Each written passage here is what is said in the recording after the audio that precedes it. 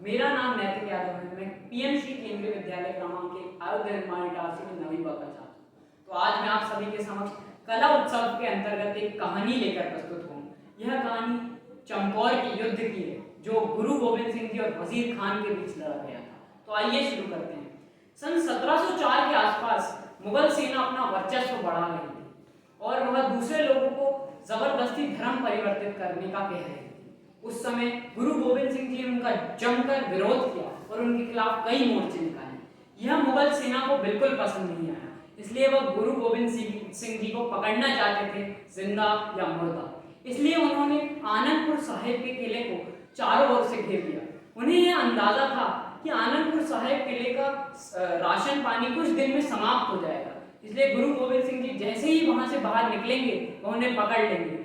लेकिन उन्हें क्या पता था कि गुरु जी ने कुछ और ही सोच रखा था। गुरु जी ने कहा कि हर विच नर है, नर विच हर है, हर निरंकार दे इंसान विच तू है, पर इस समय मेरे तीर दे आगे किसी का अहंकार है। यह कहकर उन्होंने अपना तीर बांदा खान के कान के आर पार कर दिया और वहां से निकलने में सफल हुए। जब वह सिरसा नदी के पास सभी लोग होकर पहुंचे तो सिरसा नदी का उफान चरम पर था। नदी पार करते समय कई लोग पानी के बहाव के कारण उसमें बह गए और गुरु जी का परिवार भी अलग हो गया। उनके दो छोटे बच्चे जोरावर सिंह और फतेह सिंह अपनी दादी माँ के साथ अलग बह गए और गुरु गोविंद सिंह जी अपने बड़े बेटे अजीत सिंह और झुंझार सिंह के साथ अन्य 40 सिखों को लेकर अलग चले गए। जब वह चमकौर पहुंचे तो उन्होंने वहां की एक टूटी हवेली में सहारा लिया। वहां पर वो पहले ही वहां से युद्ध लड़ चुके थे। उसके बाद जब सिसरा नदी का बहाव कम हुआ, मुगल सेना भी वहां पर अपने 10 लाख की फौज लेकर उसको पहुंची और उन्होंने उस किले को घेर लिया। उसके बाद उन्हें लगा कि यहाँ पर सिर्फ 40 सिख हैं और हमारी सेना 10 लाख की है। अब तो गुरु गोविंद सिंह जी के पास कोई चारा नहीं है, अब उन्हें अपने घुटने टेकने ही होंगे।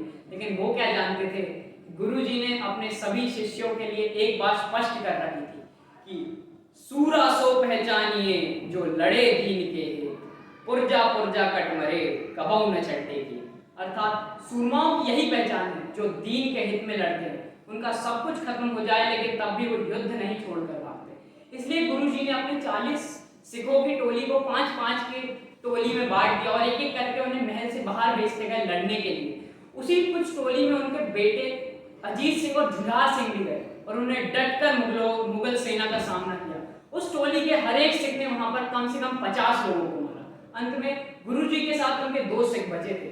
अब उनका उद्देश्य सिर्फ गुरु जी को वहां से निकालना था, लेकिन गुरु जी वहां से छुपकर नहीं भागना चाहते थे। इसलिए जाते जाते उन्होंने मुगल सेना को दहाड़ लगाई और कहा कि मैं जा रहा हूं, अगर हिम्मत है तो रोक लो। पर उन्होंने जाते जाते जो मुगल सेना के कुछ सैनिक थे उन्हें मार गिराया और वह इसलिए वहां पर अंधेरा हो गया और वहां से गुरु जी निकल गए। अंधेरे में मुगल सेना ने आपस में एक दूसरे को दुश्मन समझ के खत्म कर दिया और जब वहां पर वजीर खान आया तो उसने ये सब देखा तो उसे पता चला कि गुरु जी यहाँ से भाग चुके हैं और उसकी सेना आधी मर चुकी है।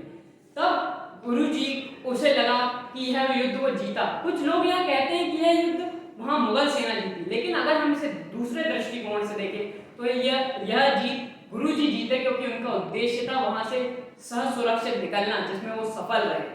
उसके बाद आगे कहानी में बताया जाता है गुरु जी के दोनों छोटे बच्चे जोरावर सिंह और फतेह सिंह को भी वजीर खान ने यह प्रस्ताव दिया कि अगर वो अपना धर्म इस्लाम में परिवर्तित कर दे और अपना सर उसके सामने झुका ले तो उन्हें शाही ठाट बाट देगा और उन्हें राजकुमार की तरह रखेगा। लेकिन यह उन दोनों को बिल्कुल गवारा नहीं था। इससे अच्छा उन्होंने दीवार में चुनना पसंद किया और वह दीवार में चुनवा दिए गए। यह छोटी कहानी में हमें बड़े बड़े चीजें सिखाती है और इस कहानी ने सिख धर्म के 4 पंक्तियों को बिल्कुल सही परिभाषित किया, जो कि है कि चिड़ियों से मैं बाज लड़ाऊं, गिदड़ा मुंह में शेर बनाऊं। चिड़ियों से मैं बाज लड़ाऊं, गिदड़ा मुंह में शेर बनाऊं, 1.25 लाख से एक लड़ाऊं, तबे गोविंद सिंह नाम कहूं।